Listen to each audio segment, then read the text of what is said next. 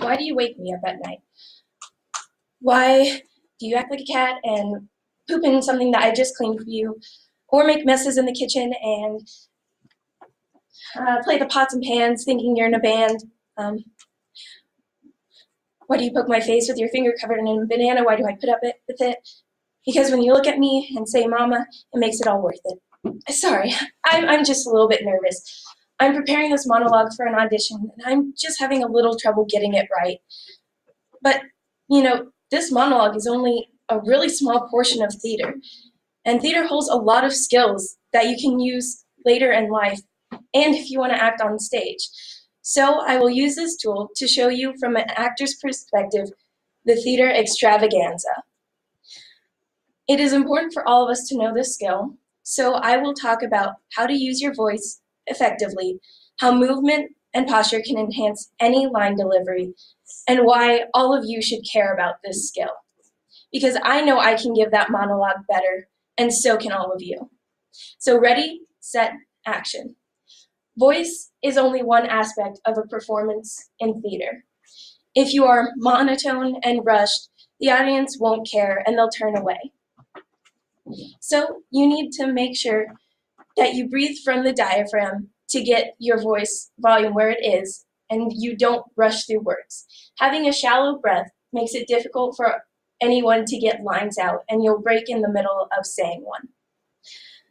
The next thing to work on is volume. If you are in a large room where you have to pan, you should speak above your normal volume level and vice versa for a smaller one. If not, then something like, many of you can't hear what I'm saying, but if I started yelling, you would probably think I'm insane. Once you have mastered volume, you can move to articulation and pace. With these two, it is important to have the right pace or your audience won't understand what you're saying. Something like, why do you act like a cat, can quickly turn into, why do you act like a cat? No one can understand what I'm saying, and it turns you away. The last thing that you should work on once you have found the right pace for the monologue is your inflection and tone. Having the same tone throughout the entire monologue is very boring. And the first time I read it, a lot of you were like, what the heck is this person doing? It's horrible. So you want to make sure that you add this because it gives complexity. And it turns something like, why do you poke my face with your finger covered in banana to, why do you poke my face with your finger covered in banana? It just adds a little extra to the monologue. Now that we know how to use voice effectively, we can move on to something else, movement. Movement is the next thing to master to enhance your performance. You need to make sure that you are standing tall with your shoulders back. This allows you to be as open to the audience as possible. You also want to use your upstage hand or the hand that is furthest from the audience. Because if you use your downstage hand, it pulls your shoulders across and it muffles your voice and any expression or movement that you have. So, a trick to stay open is to put your arms to the sides of you. When you look down the length of your arm, anyone behind it can't see you.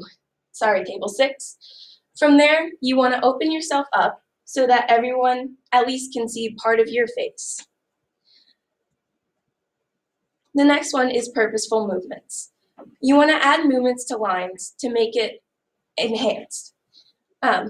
For example, having movement on why are you like this, for me at least, was in frustration. So you can have your hands going to your hair, your fists clenched, really any physical movement that portrays the emotion that you're trying to give. The next way to enhance it is to add levels. And this can be done by kneeling, sitting, getting up onto something, any way to make a change in where you're standing. This directs the audience attention to where you want it. So it's important to remember that if you are not the one speaking on the line, you don't want to sit or move because then it takes the audience's attention away from you and the person speaking. The last thing to remember is to keep all movements above the waist because you can't see that I'm pointing, but I am. So you want to bring it up to make sure everyone knows exactly what you're doing. These two are the essence of what theater is. And so now I'd like to tell you why it's important and why all of you should care. This skill helps you with your speaking. You learn to enunciate words better, and people can understand your topic and concepts. It also builds your confidence, because knowing that you're going into an audience that you know will be engaged and will care about what you're saying builds your confidence. And the last reason, you will face public speaking many times in your life. This skill helps your personal and professional reputation. You come across as sincere, authentic, and reliable, and it helps with business, and you make strong first impressions. However, while these good skills can open doors, poor ones can close them. For instance, your boss might not promote you after a badly given presentation, or you might lose a prospect because you cannot connect with them, or your new team may not respect you as their leader. I have a video to show why voice and movement are powerful in getting your message across.